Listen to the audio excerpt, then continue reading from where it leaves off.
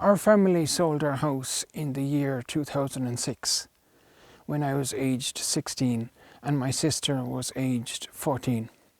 In January of this year, I received a phone call from an Emly resident called Noel McGrath asking me could I give a talk about the history of the old railway station here in Emly village, because back in 2005 I was staring out the front window of our house in Emly, and lo and behold I saw a steam train crossing in the distance. So I decided to go off and investigate, and there I saw a herd of cows crossing the railway line, and the farmer herding these cows was Pat Burke. Pat Burke and his son John had purchased the old railway station when it had closed down in 1963. I remember the wagons pulling in there even and they unloading the wagons of coal and all that. There was a side line there off the main line. Yeah. They shunted up along there. Yeah. Right behind me is the original entrance into Emly railway station, which is now the farmyard of the Burke family. So right behind me is the old ticket office building. On the left hand side was the waiting room, on the right hand side was the storeroom, and in the middle is where you bought your tickets.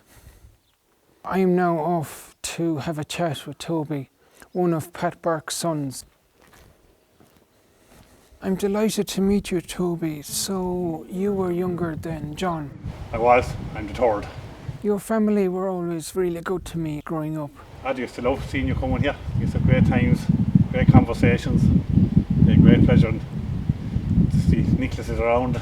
So we'd all hear that Nicholas was in town, so and just enjoy it.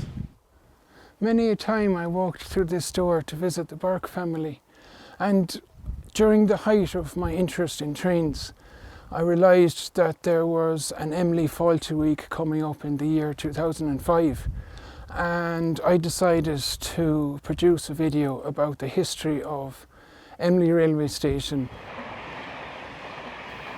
I have decided to come back to Emly because I want to trace my steps to see where all of these interviewees lived. Hello, Noel. Yes, is that yourself? How are you? Very good. Haven't seen you for ages. Well, welcome to the beautiful village of Emly. Thank you. You're more than welcome here, Nicholas. You know, you've done a lot of great work here over the years, and we're glad that you're doing a spot of work now for the Emly Festival, which is coming up fairly soon. And I remember you phoned me on the 20th of January to do a talk. So I was wondering, could we walk off into the village and explore the places associated with this documentary? Well, we certainly can indeed, Nicholas. That's okay with you, yeah. One of the interviewees happened to be your mother, Mrs. McGrath, and she grew beet. And am I right in saying that she used to live in this house? Yeah, that's quite correct. She moved down here in 2001 from the farmhouse, and she lived here until her death in 2016. The goods train be only going about 20 miles an hour anyway. And there'd be about 25 carriages in the goods train that time. Yeah, sugar beet was a very, very big crop in the old days. We only grew about half an acre, but there was a lot of labour involved in that, like, shovel work, fork work, picking the sugar beet there in October when the weather wouldn't be so good. Oh, it was tough work because you had to take the top them, put them into a heap, then they would send a truck to collect the beet in the beginning up here. But when the truck stopped, we had to take it up to the station. And I suppose that was going ahead for about 2 years. And they told us then that the goods train wouldn't be taking any more beet. So we finished up with the beet in the garden up here. As we walked through the village of Emly, Noel, one of the standout buildings in the community was the former Golden Thatch in Emly. And could you maybe just talk about how important the Golden Thatch was to the community? Yeah, well, the Golden Thatch here was operating for many, many decades. It started here in the 1960s, and it had a huge impact on social life here and the surrounding areas. People used to come from far and wide in here for supper socials, dances, dinner dances, to meetings of all the groups here in the village under the leadership of Des and Mary Mulhall, subsequently by Dermot and Maurice Mulhall. Would you mind if we continued on to see where James Lonergan lived, who was also an interviewee in the documentary? But the fares at that time were very cheap. You could travel from Emly. I used to travel myself from Emly to Thurles for 2 and 6. I worked in Thurles for a while when I was about 19 or 20. And I used to come home then in the morning train. And then I'd get the mail train back at 12 o'clock at night. And to be going so slow, to pull in the junction to collect mail, to pull in Dundrum, to pull all the way up and on. James and his wife Breed lived here for many, many decades, including their son James as well. So yeah, they did a long, varied career here. James worked for many years at Tipperary Co-op. And later then he became one of the main characters there in the Emly Dramatic Society. He had many, many fantastic performances on stage here in the local hall. So we'll always have them memories here in Emly of him. Could we motor on to seeing where his brother Martin lived, who used to drive a taxi? Run from the way van, from the car. And we'd take people to the station when they needed to be taken.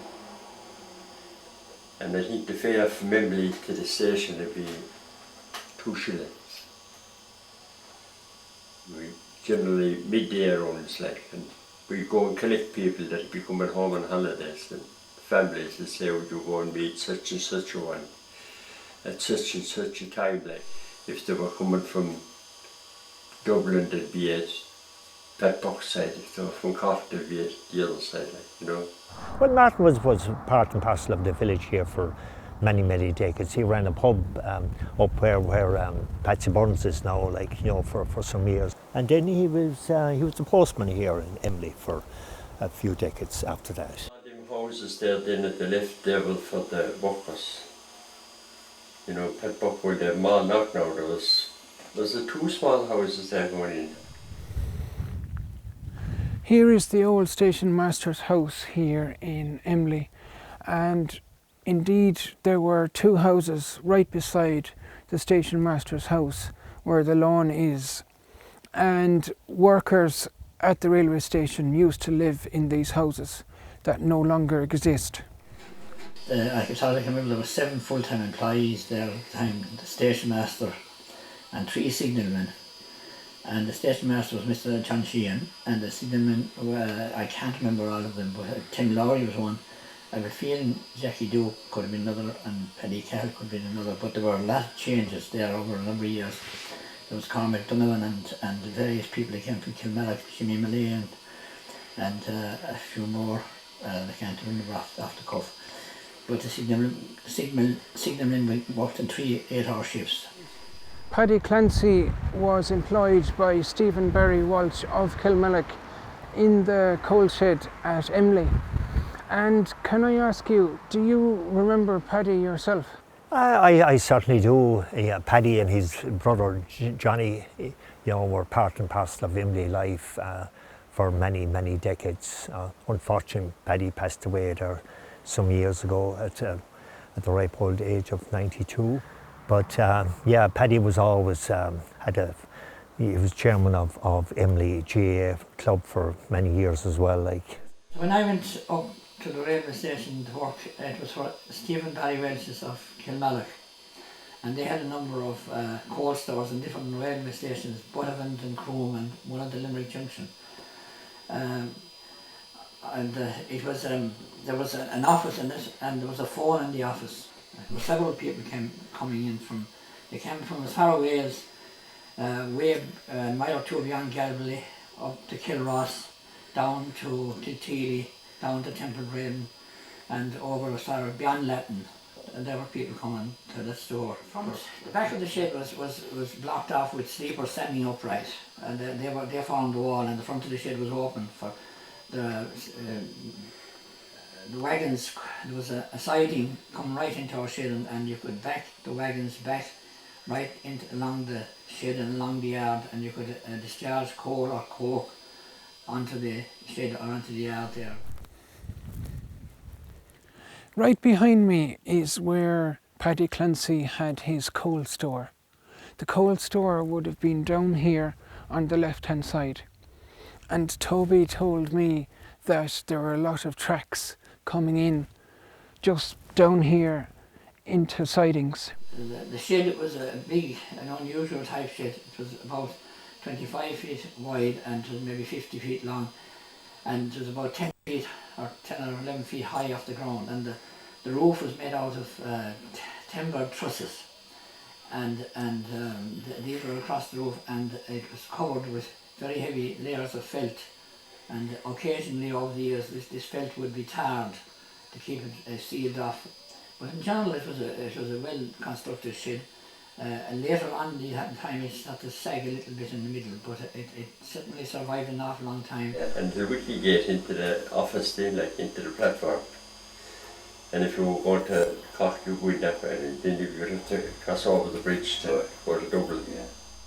Paddy Clancy told me that the old footbridge in Emly railway station had been relocated to Burr in County Offaly. And lo and behold, my family found it in a park, and only the top section remains, which is used as a walkway over a river.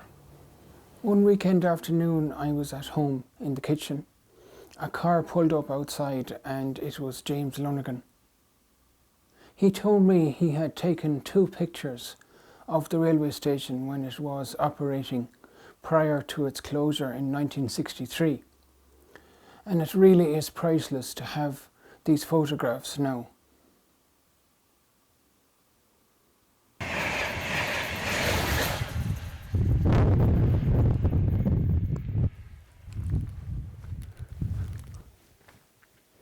It's quite extraordinary to think that the base of the signal cabin still exists. And obviously this was a much higher building in its day where all of the levers were situated.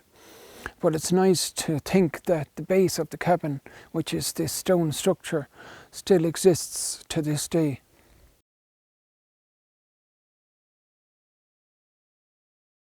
You just pull the big arm up in the cabin to switch the track from one to another.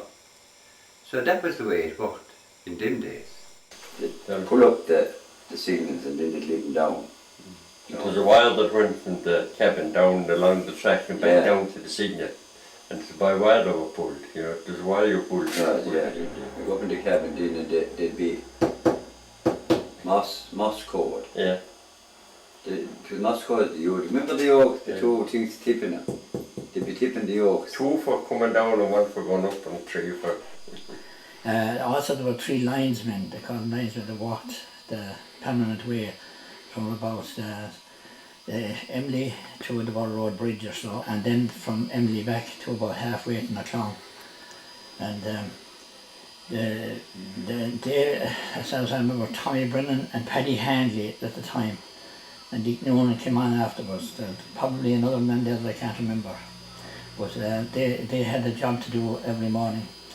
The track, the keys which were keeping on the lines on the track firm, they had to be checked to the little blocks of oak, which were small, about 8 inches by 3 1/4 by 2. Occasionally these would fall out and get loose and fall out, and the vibration would cause that, and these men would have to have a special sledge to drive them back into place every morning. And then the Dukes came He there. was a linesman. Yeah. And his son, Duke. He wasn't here working in the cabin, he was a senior man. Oh, was he? Oh, he was a signal man, that's Yeah. right, yeah. He worked up in the cabin shop. Mr. Sheehan and Tim Lowry were very respectable people. Mr. Sheehan was married and he had a wife, but had no children that I can remember.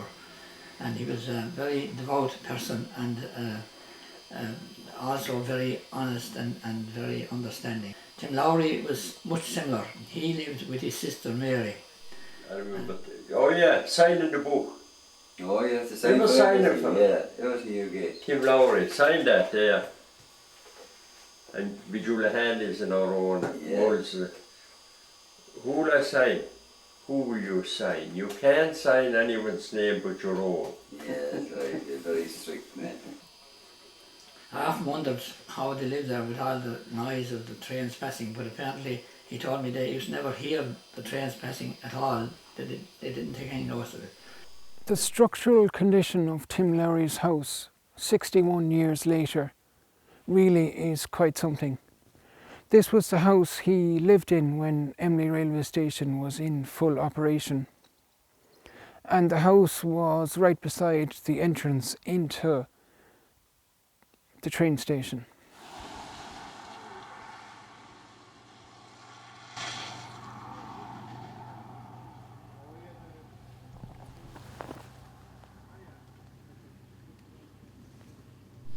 Well, the fair days thing again, I used to go up there with cattle on rice and load them in the wagons. Then I remember Paddy Hayes. Remember Paddy was a great man for keeping track of the number of wagons that left. He always knew how many wagons left Emly station the fair day. And he said there was 86 wagons went out of Emly today and there was 4 more than there was at the last fair. You know, that kind of. We'd be up there loading them with fellas trying to get a few shillings running in and out after them, like, you know. You had an open wagon for coal, coke and turf, etc. And you had a covered wagon for goods which shouldn't get wet. And finally you had a cattle wagon which was like the covered wagon except that there were special dividing gaps on the sides and on the top to let fresh air in. These cattle wagons were very much in use at Emly station on fair days. It was always a very big day for the farmers in the locality and a big day for Emly, and also a big day for the school children who had a day off on fair days. I can remember one October around 1951-52 when over 80 wagons of cattle were loaded at Emly station. I was working there at the time and I remember there was a fierce activity around the station.